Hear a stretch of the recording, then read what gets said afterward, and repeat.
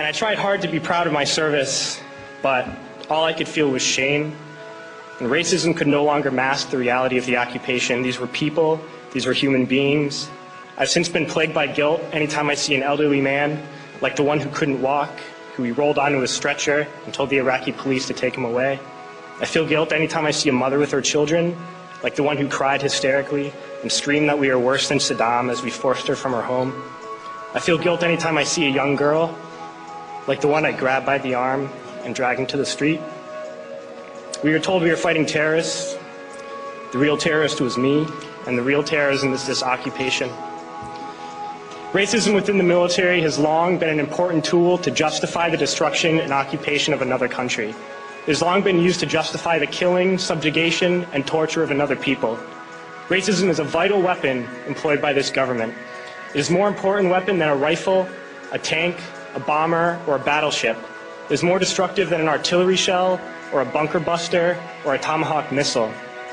While all those weapons are created and owned by this government, they are harmless without people willing to use them. Those who send us to war do not have to pull a trigger or lob a mortar round. They do not have to fight the war, they merely have to sell the war. They need a public who is willing to send their soldiers into harm's way. They need soldiers who are willing to kill and be killed without question. They can spend millions on a single bomb, but that bomb only becomes a weapon when the ranks of the military are willing to follow orders to use it. They can send every last soldier anywhere on earth, but there will only be a war if soldiers are willing to fight. And the ruling class, the billionaires who profit from human suffering, care only about expanding their wealth, controlling the world economy. Understand that their power lies only in their ability to convince us that war, oppression, and exploitation is in our interest. They understand that their wealth is dependent on their ability to convince the working class to die to control the market of another country. And convincing us to kill and die is based on their ability to make us think that we are somehow superior.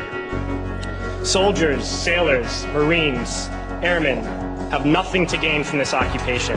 The vast majority of people living in the U.S. have nothing to gain from this occupation. In fact, not only do we have nothing to gain, but we suffer more because of it. We lose limbs, endure trauma, and give our lives.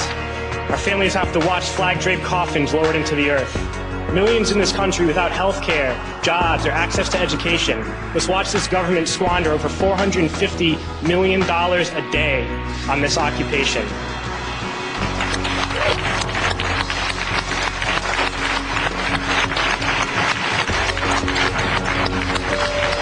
Poor and working people in this country are sent to kill poor and working people in another country to make the rich richer.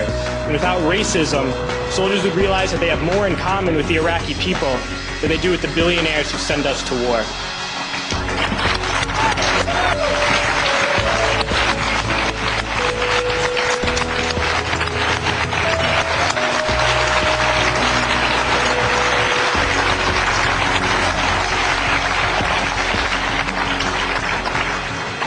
I threw families onto the street in Iraq, only to come home and find families thrown onto the street in this country, in this tragic and unnecessary foreclosure crisis.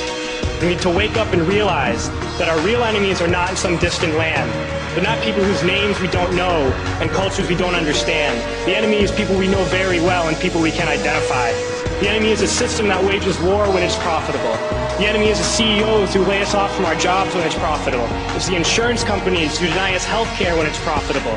It's the banks who take away our homes when it's profitable.